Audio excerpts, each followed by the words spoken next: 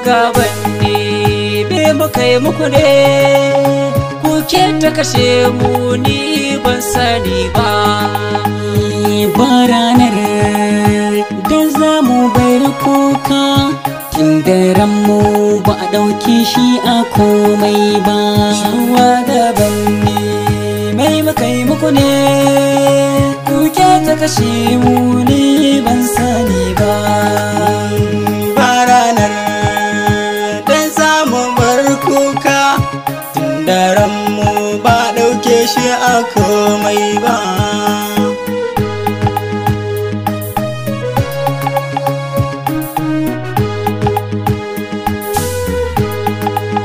Rana zafi inuwa kuna laifinmu kun saba a fargaba. Mun zaɓe ku ban kai ku gidan gwamnati amma a yanzu da mu kuke gaba. Mun ɗauke nauyinku kuna cikin AC kun mai da mu shara kamar karan gamba. Wayo Allah me laifinmu ne ko ba kwa san mu ne ko mu bayinku ne ku ƴan aikinmu ne dan mun zaɓe ku ne mu aigatanku ne.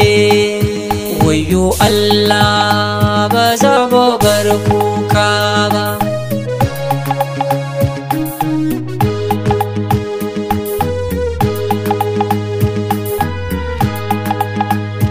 Wayyo Allah dole ne mu yi kuka, ana ta kashe mutane birni da ƙauyuka.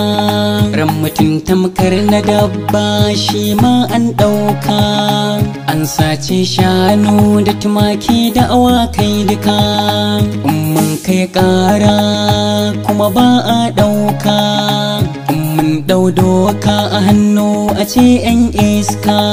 Sai a bi ka har gonarka a kashe ka kana yin shuka. Dan uwa komai ka shuka ka sani shi ne za ya bi ka.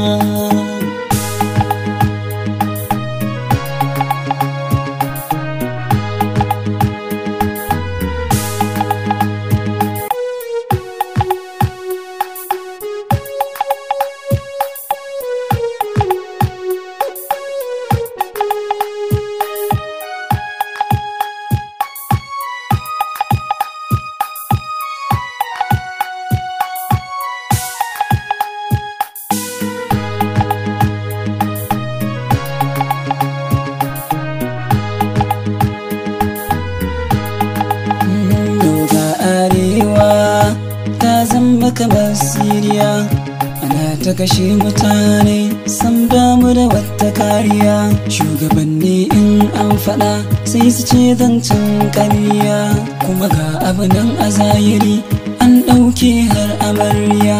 Tsofaffi har da yara kowa na shan wuya, kana a cikin gidanka sai a kore ka da ƙarfiya.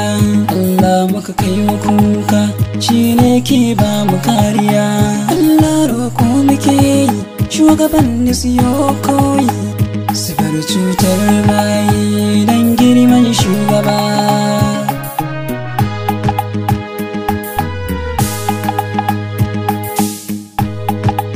Shugabanni na yau kira hankalin ku dawo da shi. Talakawa dukkan mun bano abinci a yau babu shi, dalar haka mata miji farin ciki babu shi. Shugabanni ku yi nazari Allah mun bar ku da shi, akan haka na yi tsokaci silar haka yin waƙi shi. Kunne da ido na bangani kuma ɗan jagora ban da shi. Wayo Allah Najeriya, Najeriya, Najeriya, shugabanni ku yi nazari.